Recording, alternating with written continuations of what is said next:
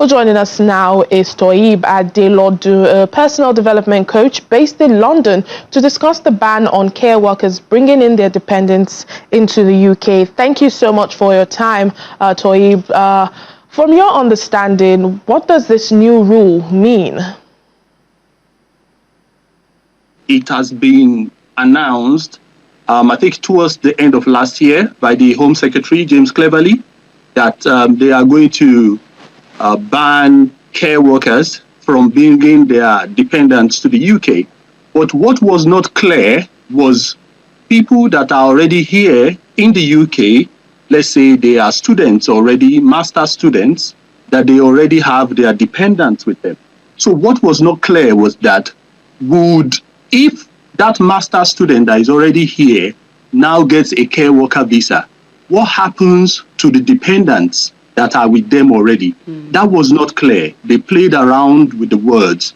But yesterday it was released very clearly that if you are a master student here and you have your dependents here already, if you move into this category of care workers and senior care workers, your dependents will not be allowed to stay with you on that visa.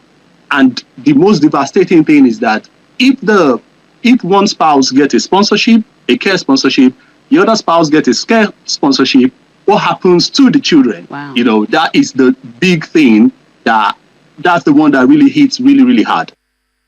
And well, many people might say that, it feels like Nigerians are being targeted and being punished. What do you think? Is this new legislation too harsh? You can talk about Nigerians and our dependents. And one thing we have to look in this case is that a lot of people coming to do their masters, most of them are married. They are coming to do their masters, they are coming to do their PhD, they've got family. When you're going through an intensive course like that, you want your family around you. And it was the law. They were allowed to do that legally. And when they stopped that January this year, nobody has questioned the government. We have carried on as it is.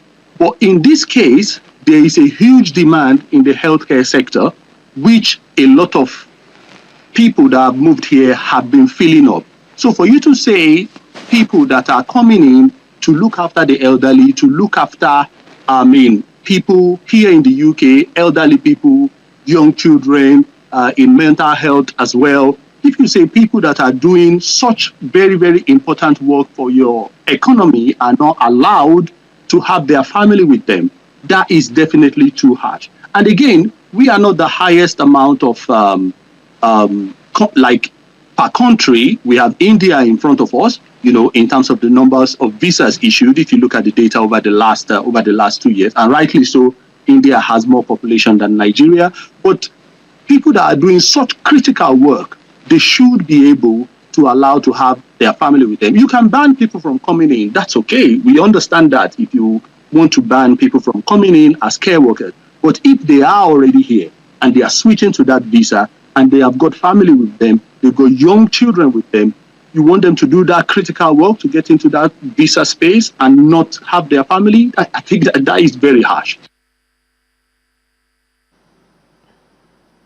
And finally, what advice, do you have for those feeling anxious right now? I mean, they had plans of traveling to the UK for work, but wanted to bring their children along with them, for obvious reasons. There are two ways to split that advice. I think, as you rightly said, the first one is from the government side.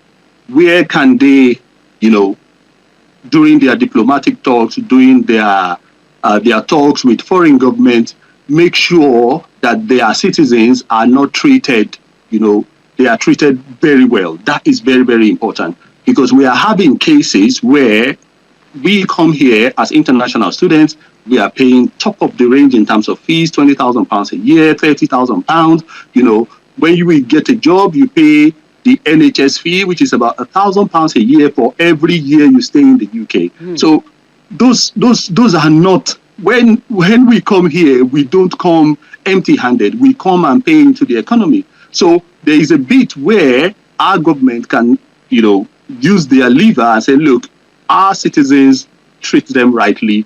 give them every support that they need, and there are other things that they can talk about, the type of visa, so many other ways that the government can use their stand to help. And particularly now, with a lot of international students, I'm heading to Sunderland today and speaking to students as well, there is a lot of support that we can give these people that have moved here to better their life, some in terms of exchange rates, some in terms of just supporting them through all these things that are happening, the way things are changing with laws here in the UK. And then lastly, for individuals, individuals that are trying to get sponsorship or move, one thing we must understand is that there are other areas that are not just care and senior care workers. In the health and social care visa, there are lots of job codes there that are different from these two categories. Check those categories and see if you are suitable for them. In the education area, there is demand as well. Look into that area and see where you should, because there is intensive demand here in the UK economy in some particular sectors. So look into other sectors and see where you can get what you want. But the only thing is that with the health and social care visa, you are exempted from the NHS surcharge, which is the £1,000 every year. So if you get a 5-year visa, you have to pay £5,000 as part of your application. So people try to get that care visa because at least it exempts them from that fee. But unfortunately, we are being boxed in now. We just have to make available, use the available options. And then there is also the new entrant category. If you are just graduating, look into that category, look into the things that are there and see if that is good for you. All right, then. Thank you so much, Toyib Adelodun, a personal development coach based in London.